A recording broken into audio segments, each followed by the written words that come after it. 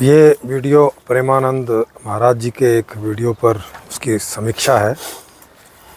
और इनका वीडियो हमेशा ही ऐसा ही होता है ज़्यादातर कि वो आप उनका वीडियो थोड़ा भी सुनेंगे, मतलब 2, 4, 5, 10 मिनट भी सुनेंगे तो लगेगा कि आदमी कहना क्या चाह रहा है आखिर।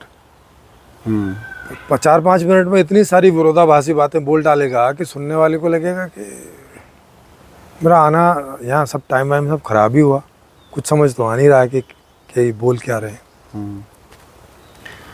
तो ये वीडियो भी जो है उसी तरह का है। मतलब ये लोग 1-2 सेंटेंस बोलें तब तक ठीक है, बस कि भाई चलो इनका मतलब समझ में आ रहा है।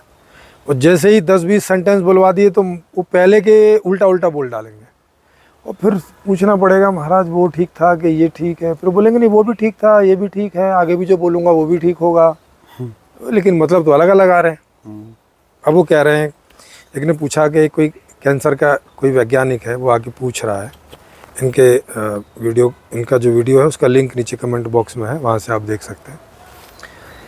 एक कैंसर का वैज्ञानिक पूछ रहा है उनसे आके कि महाराज कैंसर का एक ऐसा है कि वो जिसको हो जाए तो फिर जल्दी से जाता नहीं और एक जगह से दूसरी जगह होता रहता है।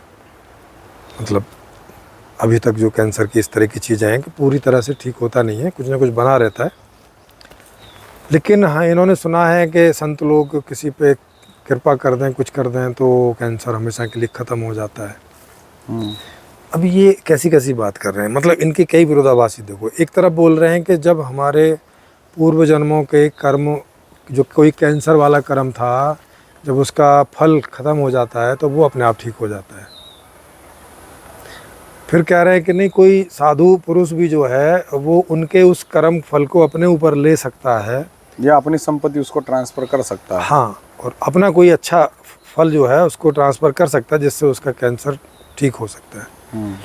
तो भाई साहब आपकी तो दोनों किडनी खराब हो रखी है। आपको फल नहीं मिला भक्ति से। हाँ, और दोनों किडनी कब से खराब हो रखी हैं, लंबे समय से। ऐसा पिछले जन्म में ऐसा कितना बुरा काम करा है, कोई बलात्कार करते थे क्या पिछले जन्म में, क्या करते थे ऐसा कि जो उसका फल ही नहीं ख़त्म ही नहीं होने पे आ रहा है।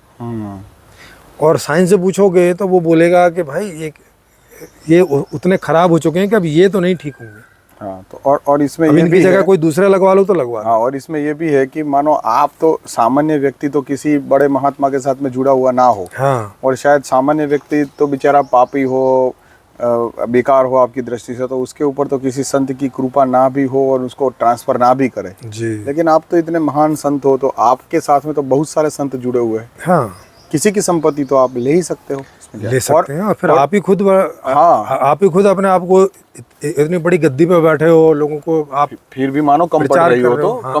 फिर भी मानो कम पड़ रही है तो दूसरों की संपत्ति ले भी सकते हैं। हाँ। किसी महात्मा की, और दूसरी की कोई महात्मा आपको देगा। हाँ। क्योंकि आप उस संपत्ति का उपयोग करोगे भजन लगाने में। हाँ, भजन करने में। तो फिर इसमें तो ना परमात्मा को दिक्कत हो सकती है, ना किसी संत महात्मा को हो सकती है। हाँ। तो ये स्थिति क्यों बनी हुई है वहाँ पे आपके अंदर? आपकी बनी हुई। ऐसा है नहीं कि आपकी इच्छा नहीं है, आपकी इच्छा तो है। आप तो हर हफ्ते डायलिसिस कराने जाते हो, आप उसका दर्द भी सहन करते हो। आप बोल भी रहते कि ये इसमें दर्द होता रहता है, ज़रा भी छूते हैं तो ढंग से नहाते भी नहीं होगे, क्योंकि वो हर हफ्ते ही जाना पड़ता है तो वो घाव खुला ही रहता है।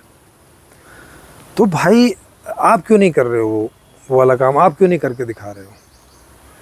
तो अब बेचारा वैज्ञानिक है, क्या करे, वो आके पूछ लेता है, चला जाता है, नहीं कुछ। और वैज्ञानिक भी इतना इलॉजिकल रहते हैं कि ये देख नहीं पाते कि भाई इन्होंने जवाब दे दिया तो चलो उनका चेक करे कि ये इनकी क्या स्थिति है। यस, बिल्कुल, उनसे पूछें इस मामले में। या कई बार आदमी डरता भी होता है कि भाई वो महान इतने हैं, हम कौन होते उनको पूछने वाले करके। वही बात है, भाई महान है तो पहले तो चेक होना चाहिए ना कि ये महान है कि नहीं। भाई वैज्ञानिक भी तो महान है, उनको नहीं पूछते क्या? हाँ, तो फिर उनको पूछते 10 बार पूछते हैं कि भाई बताओ ऐसा कैसे है। बिल्कुल, उनकी जिम्मेवारी में आता है कि जितने बड़े पद पे बैठा होगा उतनी उसकी ज़्यादा जिम्मेवारी है कि वो हर एक व्यक्ति को उसका क्वेश्चंस का आंसर दे। यस जी। तो अब ये हाल है। अब ये तो अनपढ़ आदमी है महाराज, तो मेरे ख्याल है 10-12 साल की उम्र में साधु बन गए थे। तो थोड़ी बहुत पढ़ाई की होगी तो वही की होगी, गीता रामायण संस्कृत यही पढ़ी होगी, थोड़ी बहुत जो भी पढ़ी होगी। तो अब उसके आधार पे, उन किताबों में जो लिखा हुआ है उसके आधार पे वो उपदेश कर रहे हैं। मतलब इनके जीवन में अपना स्वयं का कोई अनुभूत ज्ञान नहीं है। स्वयं का तो उल्टा है। स्वयं का तो ये है कि इनके सारे जीवन की साधना से इनके किडनियाँ खराब हुई हैं, अच्छी नहीं हुई। मतलब इस पूरे जीवन में भी इन्होंने क्या इतने अच्छे कर्म नहीं करे जो इनकी किडनी ठीक हो जाती है? नहीं, सोचो जरा। तो ये कितनी बेतुकी बात कर रहे हैं, कितनी अनप्रैक्टिकल बात कर रहे हैं, इम्प्रैक्टिकल, है ना। अब इनके यहाँ इसी प्रकार से लोग रोज आते हैं, रोज ऐसे सवाल पूछते हैं और ये ऐसे ही बेतुके जवाब देते हैं। बोलेंगे कि भगवान नाम से सब कुछ होता है। अरे सब कुछ होता है तो भाई साहब भारत गुलाम कैसे हुआ? इतने अस्त्र शस्त्र कहाँ थे तब? कहाँ जब थे? मुगल आए थे तब। ये जो बता रहे थे हमारे शास्त्रों में सब अस्त्र शस्त्र इन्होंने खोजे, कहाँ इन्होंने खोजे? इनसे कहाँ ये वाले शास्त्र पढ़ के खोजे? उन्होंने तो अपना विज्ञान से खोजे। इनसे तीर चलाने वाले नहीं आ रहे, जो घोड़ों पे बैठ के तीर चलाने और तलवार वाले वो नहीं आ रहे इनके आग्नेय अस्त्रों से और वर्णास्त्रों से। कहाँ चले गए वो सब? अगर थे तो मतलब इन्हें किस्से कहानी और वास्तविकता में भी अंतर नहीं पता चलता है। जैसे अभी आयरन मैन की बहुत सारी मूवी आती है तो उसमें बड़ी हाई फाई साइंस दिखाई जाती है। जी, मैंने एक ऐसा नैनो टेकन एक ऐसा नैनो सूट बना दिया जिसमें कोई असर नहीं होता किसी अस्त्र। जी, तो ऐसे मान लो वो सीडी कभी खो जाए, हाँ, और कभी मानो कोई ऐसा हादसा हो जाए और सारा कुछ चला जाए, लेकिन ह्यूमन ना रहे, लेकिन कोई एक बॉक्स के अंदर कोई सीडी रह जाए, हाँ, उससे देखें लोग। अरे और फिर बाद में जो बच्चे अभी छोटा छोटा है, कोई बच्चा भी रह जाए, वो बड़ा हो जाए और फिर देखे वो उसको निकाल के कि भाई क्या बात है, हमारे पूर्वज तो बड़े वैज्ञानिक थे, ऐसे थे। जबकि वो फिल्म है। तो ये कोई और स्पेस में बन सकता है, लेकिन भौतिक जगत में ऐसी घटनाएं नहीं बनी है कभी। ये पहले की कोई कहानियां होंगी जिन्होंने लिखी हैं ऐसा कल्पना करके कि भाई ऐसा भी हो काश। तो कल्पना क्षेत्र में हो सकता है, धरातल पे ऐसा नहीं देखने को मिलता है। तो अब ये ऐसी बात कर रहे हैं भाई। यहाँ तो हम धरातल से यहाँ से जानेंगे ना। अगर हमारे योद्धाओं के पास ऐसा कुछ होता तब तो हम बोलते ना कि हाँ है। योद्धाओं के पास तो तीर कमान थे, उन्हीं से लड़ रहे थे।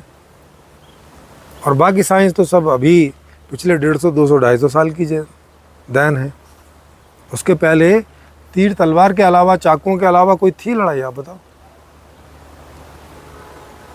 तो यूँ कि हमारे शास्त्रों में लिखे हो भाई, कहानियाँ लिखने से नहीं होता। और कहानियों को शास्त्र मान लेने से वो कोई वास्तविक हो जाता। हाँ, प्रूफ नहीं हो जाता है, वास्तविकता नहीं हो जाती है। वास्तविकता लॉजिकली भी चेक करना होता है। हाँ, तो अब इन महाराज को इतना भी अंतर नहीं आता कि इन्हें कोई 2 किताब दे दो पढ़ने की, तो पढ़ के ये बता नहीं पाएंगे कि इनमें वास्तविकता कौन सी है और काल्पनिकता कौन सी है। बताइए। हो सकता है कि जो वास्तविकता होगी उसको तुच्छ बोलेंगे, हाँ, और जो काल्पनिकता होंगी बोलते हैं हाँ, ये महान काम, ये महान काम है। बिल्कुल। तो वही हाल इनका हो रहा है कि कुछ भी बोलते हैं। मतलब उसका ये भी नहीं सोचते कि भाई मैं अपनी हर सप्ताह किडनी को वो कराने जाता हूँ, इसका मतलब इच्छा तो है जीने की, नहीं तो ना जाओ ना। फिर कोई ज़बरदस्ती उठा के तो लेके नहीं जा रहा है। तो जब जाते इसका मतलब है कि तुम्हारी इच्छा है जीने की। जब जीने की इच्छा है तो फिर अपनी किडनियों को क्यों नहीं ठीक कर लेते हो कृपा से? आप तो इतना राधे राधे करते रहते हो, इतने कृष्ण कृष्ण करते रहते हो। बोलो कृष्णा को और राधा को कि भाई ठीक कर दे यार, ऐसे दर्द में क्यों रखे हुए हैं। नहीं तब पता क्या बोलेंगे? तो बोलते नहीं, इससे मेरे पुराने जन्मों के पाप कट रहे। अब ये भी काल्पनिकता। भाई कौन से पुराने कर्म कराए तुम जो तुम्हें याद भी नहीं है? ये बात है। अब ये भी तो मान्यता ही है कि कोई ना कोई कर्म रहे होंगे, वो कट रहे हैं। मतलब तुम्हारे कट रहे हैं। इस हिसाब से तो तुम तो औरों पे भी कृपा नहीं करोगे, क्योंकि फिर उनके कर्मों को तुम क्यों काटोगे और उनके कर्मों को तुम क्यों अपने ऊपर लोगे जब अपनों को नहीं ले रहे हो? नहीं ले रहे तो बिल्कुल बिल्कुल। तो इनकी ऐसी तो फिर कोई दूसरे किसी दूसरे के क्यों लेंगे? कि जैसे अपनी संपत्ति हम भाई डोनेट कर देते, भाई वो सिस्टम का रूल है। ईश्वर का कहाँ रूल है? नेचर में कहाँ रूल है इस तरह का? और अगर है तो तुम क्यों नहीं कर रहे हो फिर? तो ये इस तरह से इनकी बातें बहुत विरोधाभासों से भरी रहती हैं। कोई भी वीडियो उठा लो इनका, अगर 10, 20, 25-30 सेंटेंस बोल दिए, मतलब उनमें भर भर के विरोधाभास आपको मिल जाएगा। और स्वाभाविक ही है, एक तो पढ़ाई लिखाई नहीं की हुई, इन्हें खुद नहीं पता चलता है कि अभी 10 मिनट पहले मैं क्या सेंटेंस बोला है और अभी क्या बोल रहा हूँ। क्रॉस क्वेश्चन वहाँ कोई करता नहीं है। हमने कई बार इनवाइट किया है, पता नहीं हमारा इनविटेशन वहाँ पहुँचा कि नहीं पहुँचा, और पहुँचा भी होगा तो इन्होंने स्वीकार किया नहीं है। तो कभी हम लोग जाएंगे वृंदावन में, तो हम लोग इनको डायरेक्ट वहाँ पे बोलेंगे, कैमरा वो ले जाएंगे कि भाई मैं आपसे खुला जो है लंबी चर्चा करनी है, और देखो वो राज़ी होते हैं कि नहीं, और हम लोगों के सवाल तो आपको पता ही है। तो जब कभी भी हम लोग वृंदावन जाएंगे तो इन्हें ज़रूर जो है इसके लिए वहाँ पे उनसे निवेदन करेंगे कि लंबी चर्चा के लिए आएँ और खूब जवाब दें, जितने भी दे सकते हैं। फिर आप देखिएगा नहीं आएंगे। ऐसे महात्माओं की ये दिक्कत होती है कि ये सामान्य बनना नहीं चाहते, पहले तो मना ही कर देंगे, वो बातें ऐसी करेंगे कि हम सब जैसे हैं। हाँ। सब में पर ब्रह्म व्याप्त है, तो फिर हमारे पर ब्रह्म के साथ में जुड़ने में क्या दिक्कत है? क्या दिक्कत है? तो तब देखेंगे, तब देखना। और आप जो भी बोलोगे वीडियो में, जो भी सवाल के जवाब दोगे, वो पर ब्रह्म ही तो देखेगा। हाँ। और ये तो सपना है, तो एक दिन मिट जाने वाला है। तो अंदर काहे की टेंशन हो रही है बात करने की, बात को रखने में? बिल्कुल बिल्कुल।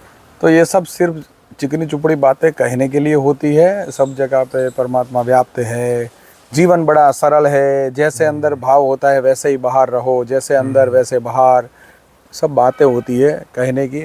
आप लोग समझ गए होंगे इस वीडियो से हम क्या नहीं। और उन्होंने भी अपने आश्रम में एक व्यवस्था बना रखी है। फिर व्यवस्था क्यों बना रखी है? अगर सबके कर्म और उनके फल हैं तो फिर व्यवस्था क्यों बना रखी है? क्यों अपने आसपास इतने लोगों को खड़ा करके रखते हो? क्यों करके रखते हो? बिल्कुल। फिर तो ये हॉस्पिटल खोल रखे हैं, ये फिर क्यों खोल रखे हैं? अगर लोगों के उनके कर्म का फल उन्हीं को भोगने देना है, तो क्यों उनका इलाज करवाने के लिए हॉस्पिटल खुलवा रखे हैं? क्यों खुद भी हॉस्पिटल जा रहे हैं? प्रभु भजन तो बड़ा सरल है, ऐसा बोलते हैं। हाँ, प्रभु भजन तो बड़ा सरल है, राधे राधे करते रहो और सब दुख मिट जाएंगे। नहीं, और खुद क्यों हॉस्पिटल जा रहे हैं? हाँ, तो खुद क्यों? आपके राधे राधे करने से आपके नहीं मिटे दुख? वो भी नहीं मिटे, और फिर हॉस्पिटल जा रहे हो तो आपके कर्म नहीं रह जाएंगे भुगतने से आपको? हाँ, भोग लो ना फिर। हाँ, भोगो उन्हें। देखो, एक सप्ताह में ही ना हरे हरे हो जाए तुम्हारी, मर जाओगे। नहीं, इलाज करवाने जाएंगे पर खुद से इलाज नहीं करेंगे।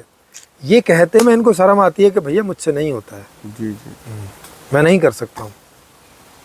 कर्मों वर्मों का चक्कर नहीं है। तो ये इस प्रकार की बातें सब अज्ञानता भरी बातें हैं, इस प्रकार का सब रहता है। इससे पता चलता है कि इन लोगों की कितनी दोगलापन बोलने में और डबल स्टैंडर्ड रहता है। दोहरा मापदंड अपनाते हैं ये लोग। आई होप आपको ये सब चीज़ें समझ में आई होंगी। नहीं तो हमारा नंबर नीचे फ्लैश होता रहता है, इसमें आप लाइव चर्चा के लिए आमंत्रित हैं, आप सूचित कर दीजिएगा। जी।